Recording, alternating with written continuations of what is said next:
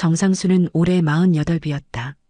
중소기업이라지만 업계에서는 꽤 이름값이 있는 회사의 과장이었고 연봉과 복지, 상여금까지 합치면 남들 눈에는 잘 나간다는 말이 아깝지 않았다. 보고서는 습관처럼 깔끔했고 사람들은 그에게 선배님은 늘 최고인 것 같아요라고 말했다. 그에게 회사는 질서였고 질서 속에서 성과를 꺼내는 일이 일이자 삶이었다. 딱 하나 질서를 깨는 변수가 있었다. 직함은 회장, 실상은 오너 사장인 62살의 유태식. 회사 규모를 여기까지 키운 입지전적 인물이라는 사실은 부정하기 어렵다. 자식들도 모두 잘 나가고 그만큼 이미 이긴 사람의 여유를 두르고 다녔다. 문제는 그 여유가 종종 무례와 한몸이라는 점이었다. 쉬운 지시가 아니었다. 회식은 잦았고 술은 늘 과했다. 말끝마다 정과장, 사람 사는 게 다 그런 거지라는 말로 덮었고 사적인 심부름은 어느새 업무의 일부처럼 끼어들었다. 젊은 직원들 앞에서 던지는 농담은 가끔 농담이라는 말의 보호막을 벗어났다. 정상수는 그럴 때마다 숨을 고르고 예, 회장님이라 답하며 자리를 정리했다. 갑과 을의 거리, 그는 그 거리를 알았다. 그날 낮 유태식은 바쁜 척 스케줄표를 툭 던졌다. 정 과장, 오후에 우리 집 좀 들러. 사람 하나 모셔서 백화점 좀 다녀와. 내가 가면 전부 길어져. 귀찮아. 말투는 명령이었고 눈빛은 습관이었다. 책상 위에 내려놓인 흰 봉투가 미끄러져 왔다. 수고비, 영수증 따로 필요 없고. 정상수는 웃는 얼굴로 손을 모았다. 예, 회장님. 속으로는 무언가가 모래처럼 삭삭 갈려 내려갔다. 업무 시간에 회장 부인을 모시고 백화점이라니. 선 넘은 부탁이 오늘만은 더 노골적이었다. 전원주택 초인종이 울리자 문이 삑하고 열렸다. 첫인상은 단단했다. 가벼운 인사는 예의 바르되 시선은 우위를 점하는 법을 아는 사람. 40이 넘어도 젊다 말해지는 나이. 그러나 그 젊음 위에 재력과 지위의 그림자가 누웠다. 그녀의 이름은 윤서연 32처럼 보이지만 42이라고 했다. 시간 맞춰 오셨네요, 과장님.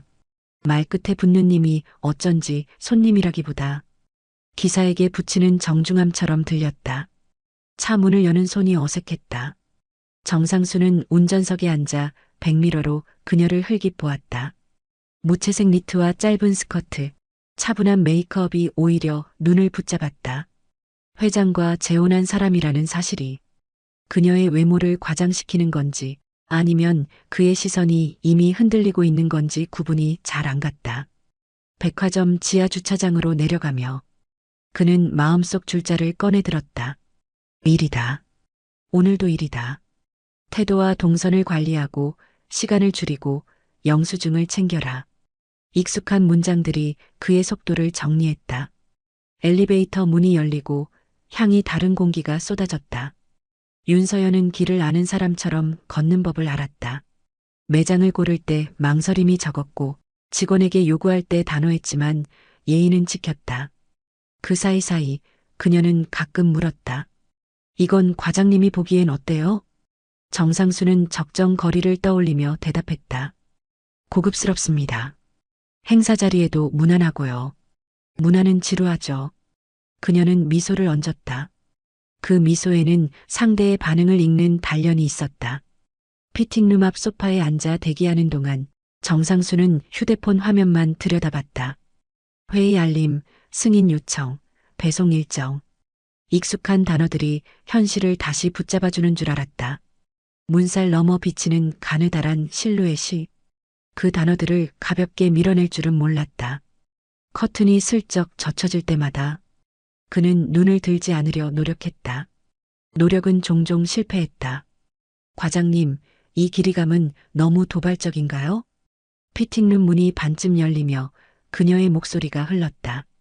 직원에게 묻지 않고 굳이 그에게 물었다.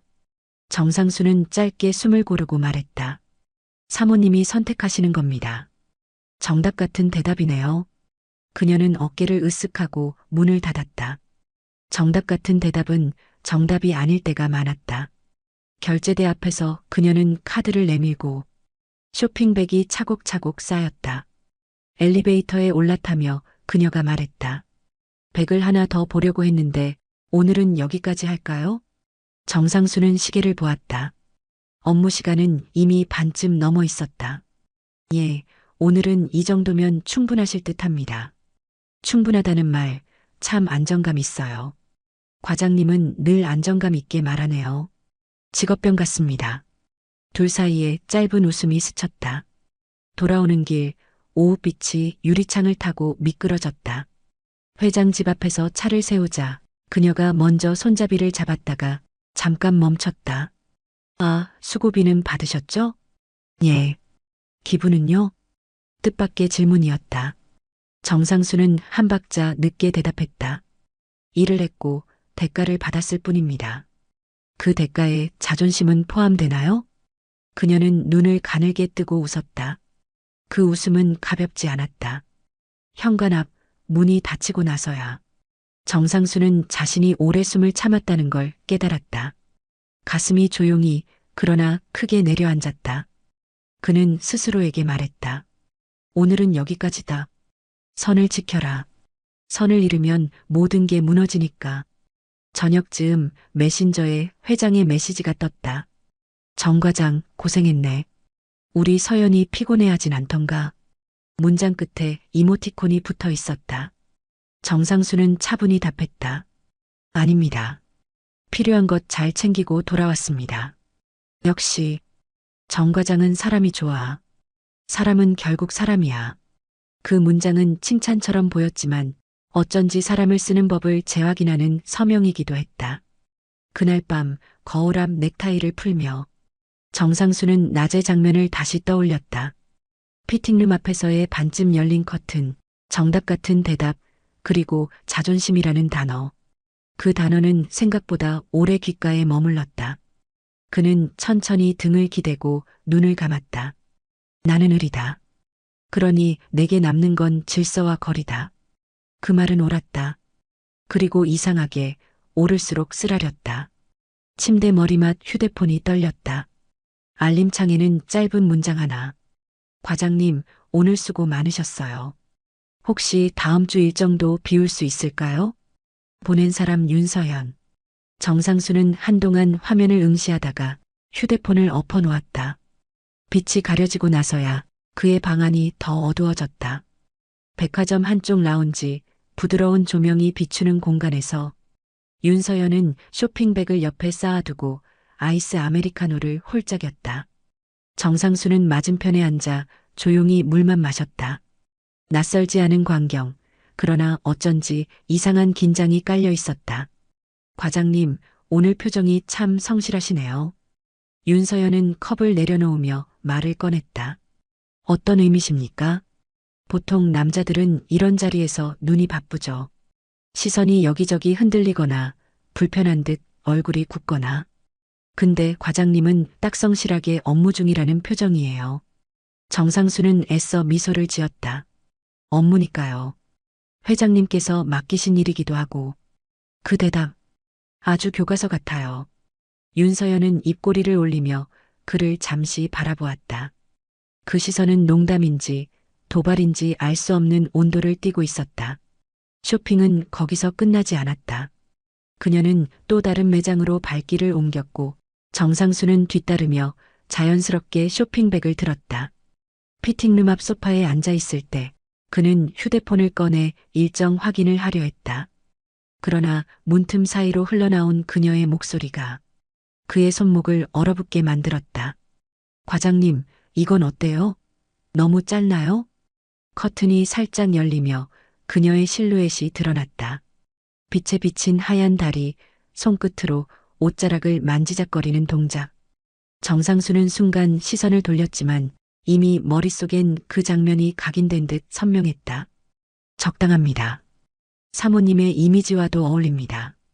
그는 담담하게 답했다. 또 적당? 과장님은 늘 적당, 안정, 무난. 혹시 회장님께도 늘 그런가요? 정상수는 대답을 삼켰다. 그녀는 살짝 웃으며 커튼을 닫았다. 대답 안 해도 알아요. 회장님은 그런 안정감 때문에 과장님 곁에 두는 거겠죠. 잠시 후 피팅룸 문이 활짝 열리며 다른 옷차림의 윤서연이 모습을 드러냈다. 짧은 치마와 얇은 블라우스, 백화점 아니라 해도 눈길을 끌 만큼 대담했다. 과장님, 이건 어때요? 그녀는 일부러 천천히 회전하며 물었다. 정상수는 무심한 듯 고개를 끄덕였다. 잘 어울립니다. 하지만 행사 자리에는 다소 부담스러울 수도 있겠습니다. 그러니까요.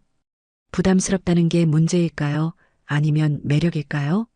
그녀의 질문은 단순한 의상 평가가 아니었다. 정상수의 속이 서늘해졌다.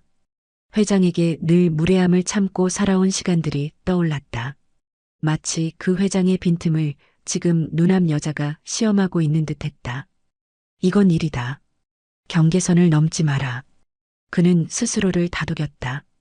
백화점을 나오며 그녀는 점심은 드셨나요? 라고 물었다. 아직입니다. 그럼 근처에서 간단히 먹고 가죠. 회장님도 점심때 알아서 챙기시겠죠. 그녀는 대수롭지 않게 말했지만 정상수의 가슴은 묘하게 흔들렸다. 레스토랑 창가 자리, 그녀는 와인을 시켜놓고 잔을 천천히 돌렸다. 과장님, 솔직히 말해봐요. 회장님이 참 힘드시죠? 예상치 못한 질문에 그는 잠시 말을 잃었다. 그건 저도 알아요. 사람 부려먹는 데는 선수니까. 저도 때때로 숨이 막힐 때가 있거든요. 그녀의 말은 의외였다. 겉모습은 차갑고 도도한 여인이었지만 그 속에서 불쑥 흘러나온 진심은 정상수의 마음을 흔들기에 충분했다. 점심을 마치고 차로 돌아오는 길, 그는 운전석에 앉으며 알 수 없는 감정을 느꼈다. 그녀는 분명 회장의 아내였다. 그러나 순간순간 보여주는 시선과 말투는 마치 자신과 같은 을의 자리를 경험하는 동료처럼 느껴졌다. 회장님, 당신이 늘 나를 부려왔죠. 그런데 그 아내가 지금 내 앞에서 이렇게 흔들린다면?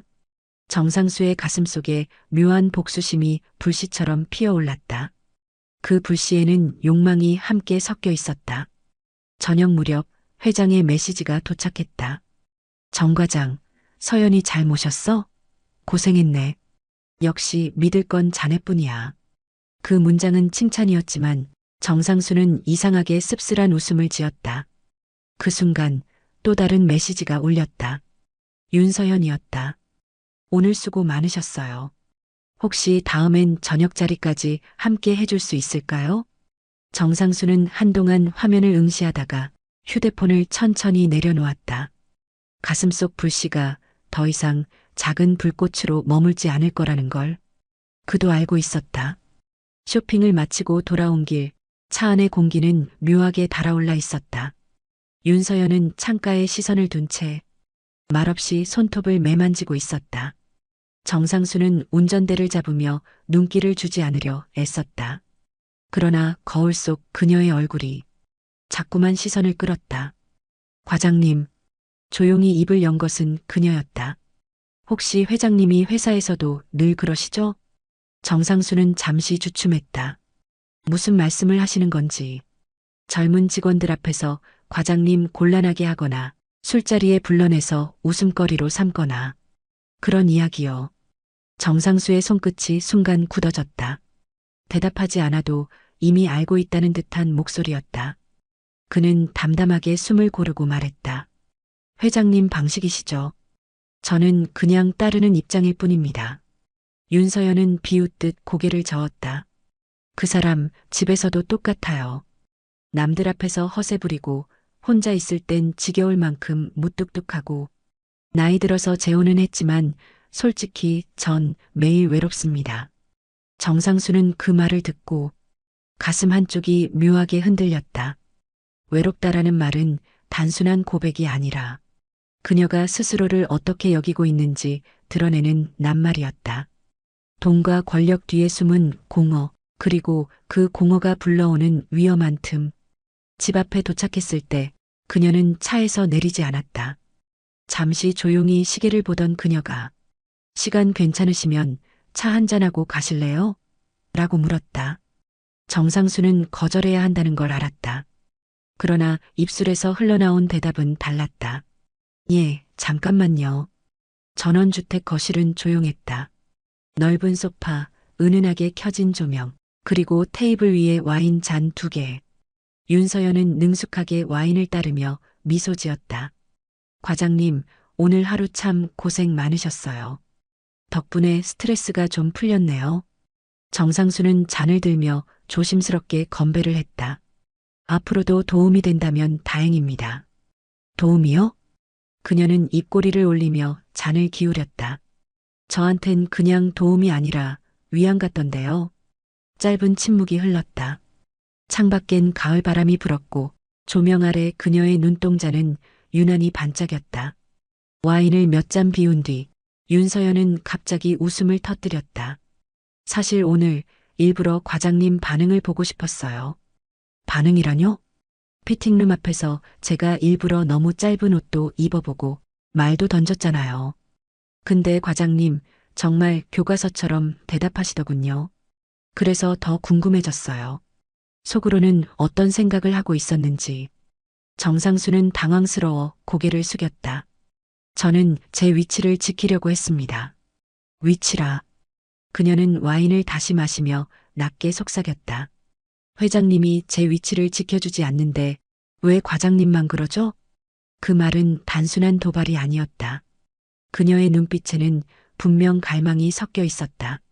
정상수의 숨이 무겁게 가빠졌다. 순간 그녀가 손을 뻗어 그의 잔을 치우더니 그의 손등 위에 올려놓았다. 과장님, 짧은 호흡이 뒤섞이며 공간이 좁아졌다. 정상수는 본능적으로 일어나려 했지만 그녀가 한 발 다가오며 길을 막았다. 저 서연 씨, 이건 잘못된 겁니다. 잘못됐죠. 근데 너무 외로워요. 그녀의 목소리는 떨렸고 그 떨림은 무심히 넘길 수 없는 진심처럼 느껴졌다. 더 이상 거리를 유지할 수 없었다. 둘 사이의 공기는 이미 불길처럼 뜨거워졌고 그 불길은 결국 서로를 끌어안게 만들었다. 짧은 순간 모든 이성은 무너졌다. 키스는 격렬했고 손끝은 떨렸으며 두 사람의 심장은 터질 듯 뛰었다. 방 안으로 자리를 옮기며 서로를 밀어내지도 멈추지도 않았다. 차갑던 그녀의 얼굴은 붉게 물들었고 늘 차분하던 정상수의 태도는 흔들리는 욕망으로 바뀌었다. 밤은 깊어갔고 아슬아슬한 줄다리기는 더 이상 의미를 잃었다. 둘은 마침내 선을 완전히 넘어버렸다. 그 순간의 황홀함은 죄책감보다 강했고 그 황홀함 속에서 시간은 멈춘 듯 흘러갔다. 그러나 새벽녘 고요 속에서 정상수는 눈을 뜨고 천장을 바라보았다. 숨이 차오르는 듯 가슴이 무거웠다. 그녀 곁에 누워있는 자신이 믿기지 않았다. 그리고 동시에 돌이킬 수 없는 일이 시작되었다는 걸 깨달았다. 잠시 후 눈을 뜬 순간 정상수의 가슴은 무겁게 내려앉았다. 곁에는 여전히 윤서연이 잠들어 있었고 그의 어깨 위로 고요히 머리를 기댄 채 안정된 숨결을 내쉬고 있었다. 불과 몇 시간 전 이곳에서 무슨 일이 있었는지 생각나는 순간 식은땀이 이마를 타고 흘러내렸다. 내가 무슨 짓을 한 거지? 동생 같은 후배가 아닌 바로 회사의 회장 유태식의 아내였다. 그의 권력과 영향력을 생각하면 오늘 일은 단순한 실수가 아닌 자신의 인생을 송두리째 흔들 수 있는 치명적 사건이었다. 정상수는 조심스레 몸을 일으켜 옷을 챙겨 입었다. 거울에 비친 얼굴은 낯설 만큼 지쳐 있었고 눈빛은 흔들리고 있었다. 그는 방을 나서며 스스로에게 속삭였다. 다시는 오지 않는다. 오늘 일은 없던 거다. 이건 꿈이었어. 현관문을 나서며 차가운 밤 공기를 들이마셨다. 가슴 깊은 곳까지 서늘함이 스며들며 죄책감이 뼛속에 박히는 듯했다. 다음 날 오후 회사에서 업무를 보던 정상수는 휴대폰 알림창에 뜬 메시지를 보고 굳어졌다. 어제는 즐거웠습니다. 편히 쉬셨죠? 보낸 사람 윤서연. 손끝이 떨렸다. 답장을 해야 할까 말아야 할까? 그러나 곧 메시지를 삭제하고 아무 일 없던 듯 서류를 정리했다. 잊어야 한다. 끊어야 한다. 머릿속에서 끊임없이 되뇌었지만 그녀의 목소리와 손길은 쉽게 사라지지 않았다. 이틀 뒤 회장 집에서 불쑥 연락이 왔다. 정 과장, 잠깐 들르겠나? 자료 하나 받아오게.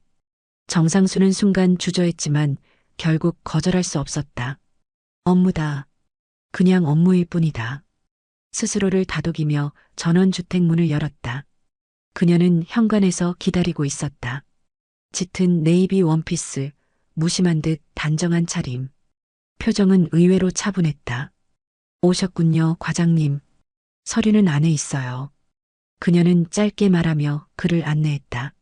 마치 며칠 전의 일은 아무것도 없었던 듯 담담하고 차가운 태도였다. 정상수는 속으로 안도하면서도 어쩐지 모를 씁쓸함을 느꼈다. 그녀가 아무렇지 않게 굴면 자신도 쉽게 벗어날 수 있을 거라 믿었기 때문이다. 서류를 건네받고 나가려는 순간 그녀가 불쑥 던진 말이 발걸음을 멈추게 했다. 과장님, 그날 일 후회하시나요? 정상수는 뒤돌아 그녀를 바라보았다. 눈빛은 여전히 차분했지만 그 속엔 알 수 없는 미묘한 흔들림이 있었다. 저는 없던 일로 하고 싶습니다. 그의 대답은 단호했다. 후회라는 말보다 두려움이 더 크니까요. 윤서연은 잠시 웃었다. 그 웃음은 조소인지 체념인지 알 수 없었다. 역시 과장님답네요. 늘 정답 같은 대답. 그녀는 서류를 정리하며 담담히 덧붙였다. 좋아요. 저도 아무 일 없던 걸로 하죠. 그러니 걱정 마세요. 집을 나서는 길 정상수는 가슴이 무겁게 죄어왔다. 그녀가 이렇게 쉽게 선을 긋는다면 이제 정말 끝낼 수 있을 거라 믿고 싶었다. 하지만 마음 한켠에서는 왜 이렇게 허무하지? 하는 목소리가 떠나지 않았다. 그는 차에 올라 엔진을 켜며 깊은 숨을 내쉬었다. 좋다. 이렇게 끝내자. 이제는 다시는 그 집에 가지 않는다. 그러나 모서리에 놓인 휴대폰이 그 다짐을 비웃기라도 하듯 진동했다. 화면에는 단 한 줄의 메시지가 떠 있었다. 과장님, 정말 다시는 안 오실 건가요? 다시는 그 집에 가지 않겠다고, 다시는 회장의 아내와 같은 공간에 서지 않겠다고. 스스로에게 수십 번도 더 맹세했지만 현실은 그렇게 단순하지 않았다. 손끝이 얼어붙은 듯 멈췄다. 답장을 하지 말아야 한다는 걸 알았다. 삭제 버튼을 누를까 고민하다가 결국 휴대폰을 주머니에 넣고 건물 밖으로 나섰다. 차가운 밤 공기가 그의 결심을 더 단단하게 해줄 거라 믿었다. 하지만 며칠 뒤 예상치 못한 상황이 터졌다. 회장이 불쑥 그를 불러내 술자리를 만들었다. 정 과장, 지난번도 그렇고 요즘 고생 많지? 서연이도 자네 칭찬을 하더군. 그 말 한마디에 상수의 심장이 철렁 내려앉았다. 칭찬이라니. 무슨 맥락에서? 그녀가 무슨 말을 한 걸까? 혹시라도 그날 밤의 일이 흘러나온 건 아닐까? 술자리가 끝난 뒤 택시에 몸을 싣자 다시 메시지가 도착했다. 오늘 회장님과 즐겁게 드셨나요? 앞으로 제 말 잘 들어주셔야겠네요. 문장을 읽는 순간 뒷덜미에 식은땀이 맺혔다. 협박 같기도 하고 농담 같기도 한 애매한 문장. 그러나 그는 본능적으로 알았다. 이건 가볍게 넘길 수 있는 게 아니라는 걸. 다음 날 오후 윤서연에게서 전화가 왔다. 과장님, 시간이 비나요? 내일 좀 도와주셔야겠어요. 저 바쁜데요. 바쁜 건 알지만 회장님께 제가 부탁하면. 과장님 일정은 금방 조정되겠죠? 짧은 정적. 정상수는 아무 말도 할 수 없었다. 그녀는 대답을 기다리지 않고 말을 이었다. 내일 오전 10시 집 앞으로 와주세요. 늦지 말고요. 뚝 전화를 끊는 소리. 남겨진 건 불안한 침묵뿐이었다. 다음 날 그는 결국 전원주택 현관 앞에 서 있었다. 이건 내 선택이 아니다. 그녀가 강제로 끌어들인 거다. 스스로 변명을 중얼거리며 초인종을 눌렀다. 문이 열리자 윤서연은 미소를 지었다. 그 미소에는 지난번의 차가움 대신 묘한 자신감과 여유가 깃들어 있었다. 오셨네요. 역시 과장님은 착하세요. 안 오시면 회장님께 말하려고 했는데 말끝에 담긴 위협이 농담처럼 가볍게 흘러나왔다. 정상수는 씁쓸한 미소를 지으며 말했다. 사모님, 이건 너무 위험합니다. 위험하니까 더 짜릿한 거죠. 그녀는 의미심장한 눈빛을 흘리며 앞서 걸었다. 거실 테이블 위에는 이미 쇼핑 목록이 놓여 있었다. 신발, 액세서리, 옷. 모두가 그녀의 필요가 아니라 욕망을 채우는 항목들이었다. 오늘은 이것 좀 보러 가야겠어요. 기사님, 준비되셨죠? 기사님. 평소 같으면 불쾌했을 호칭이었지만 지금은 어쩐지 체념처럼 들렸다. 정상수는 고개를 끄덕이며 차 열쇠를 꺼냈다. 백화점까지의 길, 차 안은 다시 미묘한 공기로 가득 찼다. 윤서연은 창밖을 보며 태연하게 말했다. 과장님, 우리가 무슨 사이인지 회장님이 알면 어떻게 될까요? 정상수는 핸들을 움켜쥔 손에 힘을 줬다. 아무 일도 없었으니까 아무 일도 없을 겁니다. 없었을까요? 그녀는 옅은 미소를 지었다. 과장님 눈빛은 이미 많은 걸 말해주는데 정상수는 답하지 않았다. 그러나 마음속 깊은 곳에서는 인정할 수밖에 없었다. 그녀가 말하는 건 사실이었다. 이미 자신은 선을 넘었고 그 순간부터 벗어날 수 없는 굴레에 들어온 것이다. 쇼핑몰 주차장에 차를 세우며 그는 스스로에게 중얼거렸다. 노예 같은 거지, 그녀의 노예. 차문을 닫는 순간 윤서연이 천천히 그를 향해 웃었다. 그 웃음 속에는 차갑고도 달콤한 올가미가 숨어 있었다. 정상수는 매일같이 다짐했다. 오늘까지만, 이번까지만. 다시는 엮이지 않겠다. 그러나 그 다짐은 늘 하루를 넘기지 못했다. 윤서연의 전화 한 통, 메시지 한 줄이면 모든 결심은 무너져 내렸다. 어느 날 오후 그는 회의 준비로 바쁘게 자료를 정리하고 있었다. 그때 휴대폰이 진동했다. 과장님, 지금 바로 올 수 있나요? 정상수는 일부러 답을 미뤘다. 오늘은 안 된다. 회사 일이 우선이다. 그러나 불과 10분 뒤 또 다른 메시지가 도착했다. 안 오시면 지난번 일 회장님께 말씀드릴 수밖에 없겠네요. 손끝이 굳어졌다. 심장이 땅속으로 가라앉는 듯한 압박감. 그는 결국 자리에서 일어나 가방을 챙겼다. 회의 준비는 대리에게 넘겨 후배에게 짧게 지시한 뒤 발걸음을 재촉했다. 전원주택에 도착했을 때 윤서연은 창가에 앉아 차를 마시고 있었다. 그녀는 천천히 잔을 내려놓으며 미소를 지었다. 오셨군요. 역시 과장님은 착하세요. 사모님, 이건 너무합니다. 정상수는 억눌린 목소리로 말했다. 저도 제 인생이 있고 제 자리가 있습니다. 이렇게까지 부르시면 그녀는 말을 끊듯 낮게 웃었다. 그럼 회장님께 말씀드릴까요? 그날 밤 무슨 일이 있었는지.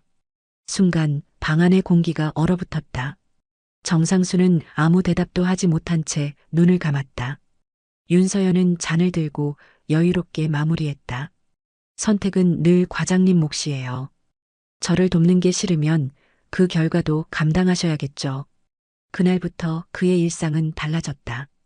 회사 업무가 끝나면 회장 부인의 일정이 기다리고 있었고 때로는 낮에도 불쑥 연락이 와. 점심같이 해요. 백화점에 들러야겠어요. 라는 요구가 쏟아졌다. 정상수는 거절하지 못했다. 거절할 수 없다는 걸 그녀가 이미 알고 있었기 때문이다. 그는 점점 그녀의 그림자 스케줄 속에 묶였다. 일과 사생활 모두가 그녀의 손바닥 위에서 흔들리고 있었다. 백화점 주차장에서 그녀가 장난스레 물었다. 이제 기사 노릇이 익숙해지셨죠? 대답이 없으시네. 괜찮아요. 저도 알아요. 과장님이 저 때문에 고생하는 거. 그녀의 말투는 달콤했지만 그 속에는 노골적인 주도권이 숨어 있었다. 정상수는 치욕과 욕망이 뒤섞인 감정 속에서 한마디도 내뱉을 수 없었다. 밤이 되면 그는 홀로 술잔을 기울였다. 내가 왜 이렇게 된 거지? 머릿속을 떠나지 않는 질문. 하지만 그 질문의 답은 뻔했다. 그날 밤 선을 넘어선 순간부터 모든 건 이미 시작된 것이었다. 휴대폰이 또 울렸다. 과장님, 내일은 미용실 예약이 있어요. 같이 가주셔야겠네요. 짧은 문장이었다. 그러나 그 문장은 곧 명령이었고 그는 거절할 수 없는 죄수가 되어 있었다. 정상수는 거울 앞에 선 자신을 바라보았다. 넥타이를 맨 중년의 얼굴, 그러나 눈빛은 초라하게 흔들리고 있었다. 나는 이제 그녀의 노예가 된 건가? 그 독백은 더 이상 부정할 수 없는 진실이었다. 술자리는 늘 갑작스럽게 찾아왔다. 그날도 마찬가지였다. 오후 늦게 회장이 전화를 걸어왔다. 정 과장, 오늘 저녁 약속 없지? 강남에 새로 생긴 술집이 있다더군. 같이 가세. 짧고 단호한 말투였다. 거절은 선택지가 아니었다. 정상수는 곧장 자리를 정리하고 차에 몸을 실었다. 강남의 고급 술집, 은은한 조명과 두꺼운 가죽 소파가 깔려 있었다. 회장은 이미 와인을 주문해 놓고 있었다. 옆자리에 앉은 그는 낯익은 웃음을 지었다. 정 과장, 자네는 사람이 좋아. 그러니까 내가 곁에 두는 거야. 돈도 중요하지만 결국 사람이지. 정상수는 웃으며 잔을 들었다. 감사합니다, 회장님. 그러나 속으로는 쓴웃음을 삼켰다. 그 문장은 늘 칭찬 같았지만 사실은 내가 너를 쓸 수 있다는 의미였다.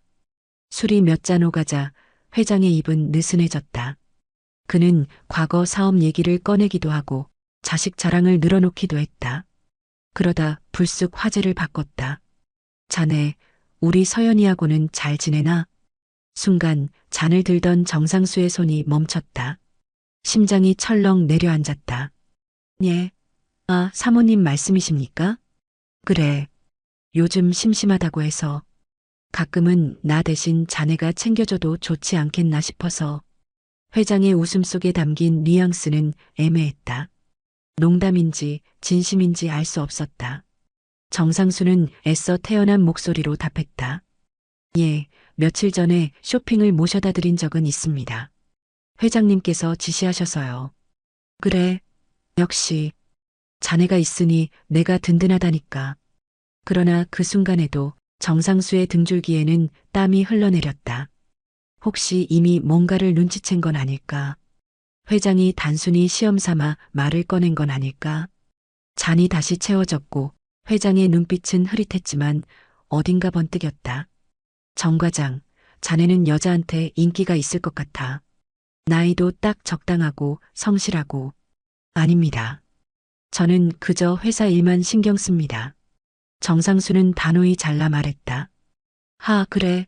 그럼 우리 서연이가 잘못 본 건가? 회장이 툭 던진 말에 정상수는 목구멍까지 술이 치밀어 올랐다. 그러나 그는 웃으며 잔을 비웠다. 술자리가 끝나갈 무렵 회장은 어깨를 툭 치며 말했다. 정 과장, 자네만 믿어. 내 집은, 내 아내는 다 자네 손에 맡겨도 되지 않겠나? 농담처럼 들렸지만 그 말은 칼날처럼 날카롭게 파고들었다. 정상수는 간신히 웃음을 지으며 고개를 끄덕였다. 예, 회장님. 언제든 맡겨주십시오. 술자리가 끝나고 집으로 돌아오는 길 휴대폰이 다시 진동했다. 오늘 회장님 말씀 들으셨죠? 이젠 과장님이 제게 더 자주 와야 할 이유가 생겼네요. 윤서연의 메시지였다. 정상수는 핸들을 세게 움켜쥐었다. 심장이 터질 듯 뛰고 숨이 막힐 만큼 답답했다. 이대로는 안 된다. 이 관계는 언젠가 폭발한다. 머리는 그렇게 말했지만 가슴은 이미 그녀의 소나기에서 벗어나지 못하고 있었다. 그날 밤 거울 앞에서 그는 한참을 서 있었다. 술기운에 붉어진 얼굴, 그러나 눈빛은 두려움과 욕망으로 번쩍이고 있었다. 회장이 의심하기 시작했다. 하지만 난 이미 너무 깊이 들어와 버렸어. 회장의 의심이 서린 술자리가 끝난 뒤 정상수는 며칠 동안 일부러 연락을 피했다. 업무에 몰두하며 고개를 숙였고 퇴근 후엔 곧장 집으로 향했다. 술도 입에 대지 않고 전화기도 일부러 꺼두었다. 이젠 끝이다.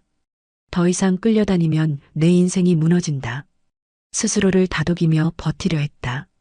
그러나 고요한 집안, 불 꺼진 방 안에 앉아 있으면 자꾸만 그녀의 눈빛과 목소리가 귓가를 때렸다. 사흘째 되던 날 결국 메시지가 도착했다. 과장님, 저 정말 외롭습니다. 오늘 밤 1시간만 와주실 수 없나요? 이번엔 협박이 아니었다. 단순한 부탁처럼 보였다. 그 문장은 오히려 더 위험했다. 정상수는 한참을 휴대폰을 쥔 채 망설였다. 결국 발걸음은 전원주택을 향하고 있었다. 집안은 여전히 고요했지만 오늘의 윤서연은 달랐다. 화려한 옷도 도발적인 화장도 없었다. 회색 가디건에 머리를 묶은 평범한 42살 여인이 거기 서 있었다. 왔군요. 그녀의 목소리는 낮고 차분했다. 이번엔 협박하려고 부른 게 아닙니다. 그냥 사람 냄새가 그리워서요. 정상수는 놀란 눈빛으로 그녀를 바라보았다. 사모님, 사모님이라고 부르지 마세요. 그 호칭 듣는 순간 제가 더 초라해져요. 거실 소파에 마주 앉자 윤서연은 잔을 내려놓으며 솔직한 말을 꺼냈다.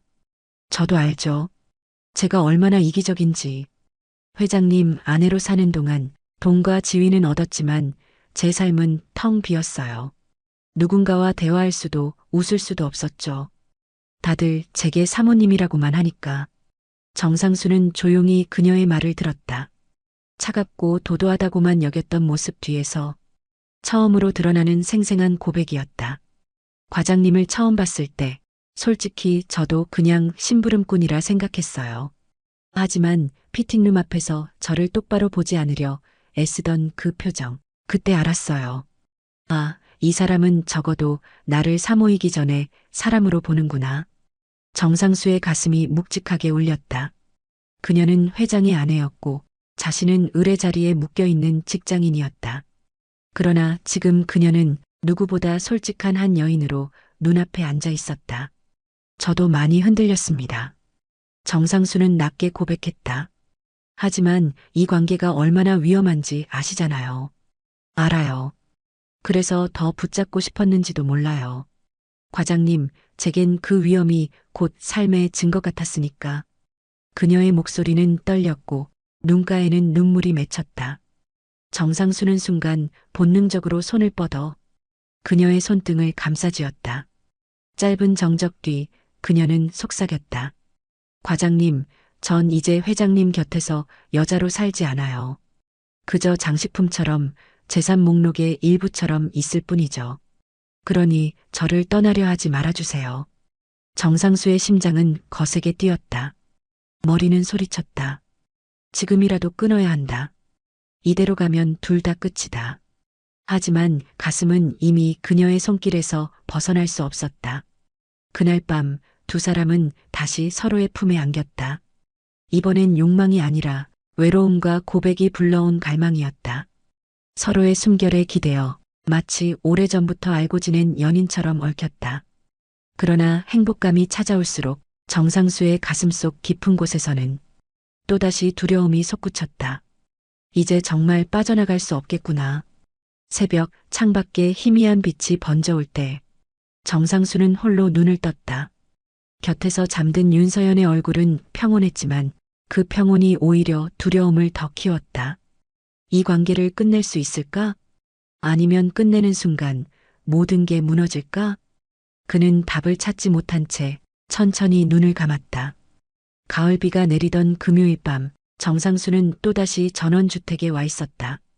그는 이미 이 집의 초인종 소리와 자동문이 열릴 때의 삑하는 소리에 익숙해져 있었다. 익숙하다는 사실 자체가 그를 더 괴롭혔다. 거실 불빛 아래 앉아있는 윤서연은 와인을 따르며 미소를 지었다. 오늘은 늦으셨네요. 업무가 많아서. 정상수는 짧게 대답하며 자리에 앉았다. 잔이 부딪히는 소리, 짧은 웃음과 낮은 목소리. 둘은 이미 서로의 숨결을 알아버린 사이였다. 그러나 오늘따라 불안감은 한층 더 짙게 깔려 있었다. 한참 이야기를 나누던 중 현관 쪽에서 갑자기 찰컥하는 소리가 났다. 정상수의 몸이 순간 얼어붙었다. 윤서연의 표정도 순식간에 굳어졌다. 회장님? 그녀가 낮게 중얼거렸다. 정상수는 숨이 턱 막히며 자리에서 벌떡 일어났다.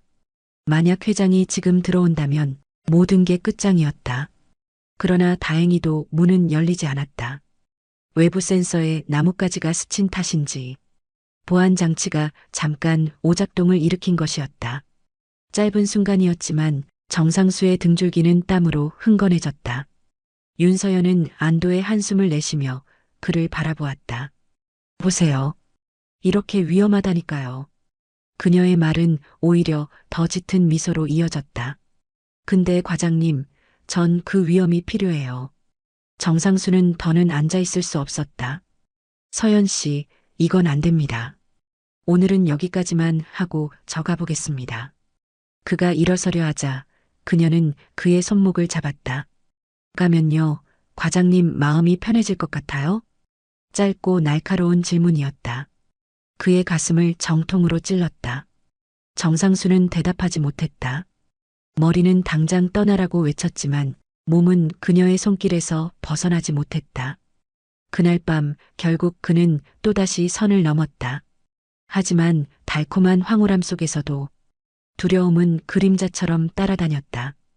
행여 회장이 갑자기 들이닥치지 않을까, 혹은 누군가 이 관계를 눈치채지 않을까. 침대 위 윤서연은 그의 품에 기대 속삭였다. 과장님, 우린 이미 깊이 들어왔어요. 이제 돌아갈 수 없죠. 정상수는 눈을 감았다. 그녀의 목소리가 달콤하면서도 쇠사슬처럼 무겁게 느껴졌다. 다음 날 회사에서 회장이 그를 불렀다. 정 과장, 요즘 바쁜가 보네. 얼굴이 좀 수척해. 회장의 말투는 평소와 다르지 않았지만 정상수는 온몸이 굳어버렸다. 괜찮습니다. 업무가 많아서 그렇습니다. 그는 침착하게 대답했지만 속으로는 심장이 미친 듯이 뛰고 있었다. 회장은 잠시 그를 뚫어지게 보더니 어깨를 두드리며 웃었다. 그래도 건강 챙겨. 사람은 버티는 게 제일이야. 짧은 대화였지만 정상수는 그 말 속에서 알 수 없는 의미를 읽었다. 혹시 이미 뭔가를 아는 건 아닐까? 그날 밤 그는 혼자 술잔을 기울였다. 머릿속은 온통 혼란스러웠다. 윤서연의 손길, 그녀의 눈빛, 그리고 회장의 짧은 한마디가 뒤엉켜 잠을 이룰 수 없게 만들었다. 이대로는 안 된다. 분명 무너진다. 하지만 나는 이미 너무 깊이 들어와 버렸다. 정상수는 고개를 숙인 채 손에 쥔 잔을 부서지듯 움켜쥐었다. 늦가을 회사 로비 창가에 낙엽이 흩날렸다. 정상수는 바쁜 하루를 마치고 엘리베이터 거울 속 자신을 똑바로 바라보았다. 수척해진 얼굴, 날선 눈빛. 불과 몇 달 전만 해도 그는 누구보다 안정적인 삶을 살던 남자였다. 그러나 지금은 아니었다. 그날 밤 또다시 윤서연에게서 메시지가 도착했다. 과장님, 내일 시간 괜찮으시죠? 같이 잠깐 다녀올 곳이 있어요. 평범한 듯 보이는 문장이었지만 정상수는 휴대폰을 오래 쥔 채 답장을 하지 못했다. 가슴은 여전히 그녀를 향해 뛰고 있었고 머리는 도망치라고 소리쳤다. 이제는 끝내야 한다. 이 관계는 누구에게도 행복을 주지 못한다. 그는 결국 휴대폰을 꺼두고 창밖 어두운 하늘을 한참이나 바라보았다. 며칠 뒤 회장이 불러 술자리에 나갔다. 그날따라 회장은 기분이 좋아 보였다. 정 과장, 자네는 늘 내 곁에서 든든했어. 내 집도 내 아내도 다 자네가 챙겨주니 말이야. 순간 술이 목에 걸려 내려가지 않았다. 정상수는 억지 웃음을 지으며 잔을 비웠다. 그러나 그 말이 가슴에 비수처럼 박혔다. 내 집, 내 아내 다 맡겨도 된다. 그 무심한 농담 같은 말 속에 정상수는 벼랑 끝에 서 있는 자신을 보았다. 술자리가 끝난 후 윤서연에게서 다시 메시지가 왔다. 오늘 회장님이 과장님 얘기 많이 하셨어요. 그만큼 저희 관계도 잘 유지해야겠죠? 정상수는 더는 참지 못했다. 서연 씨, 이제 그만합시다. 우린 잘못된 길에 서 있습니다. 이제는 서로를 놓아줘야 합니다. 메시지를 보내고 나서도 가슴은 거칠게 뛰었다. 두려움과 해방감이 동시에 몰려왔다. 그러나 곧 답장이 도착했다. 놓아준다고요? 과장님, 그게 쉬울까요? 저는 이제 과장님 없이는 못 버티는데. 짧은 문장, 그러나 무겁게 내려앉는 울림. 정상수는 두 손으로 얼굴을 감싸쥐었다. 놓아주고 싶었다. 그러나 동시에 그녀의 외로움이 진심이라는 걸 알기에 쉽게 등을 돌릴 수 없었다. 그날 밤 그는 긴 독백처럼 스스로에게 말했다. 나는 이미 깊이 들어왔다. 복수인지 욕망인지 연민인지도 헷갈린다. 분명한 건 이 관계는 누구도 행복하게 하지 못한다는 것. 창밖 달빛이 길게 들이운 방 안에서 정상수는 홀로 술잔을 기울였다. 윤서연의 웃음, 눈물, 떨리던 손길이 모두 스쳐갔다. 새벽녘 그는 마지막으로 휴대폰을 들었다. 그리고 답장을 쓰지 않은 채 메시지를 삭제해버렸다. 그러나 지우고 난 뒤에도 가슴 깊은 곳에서는 미련이 꿈틀거렸다. 만약 다시 연락이 온다면 나는 과연 버틸 수 있을까? 정상수는 눈을 감으며 조용히 속삭였다. 너무 짜릿했고 너무 황홀했다. 하지만 이제 끝내야 한다. 그래야 모두가 살아남을 수 있다. 문제는 내가 그 끝을 감당할 수 있을까 하는 거지. 여러분이라면 이 관계를 어떻게 끝내시겠습니까? 아니면 이 살얼음판을 계속 걸으시겠어요? 댓글로 여러분의 의견을 남겨주세요.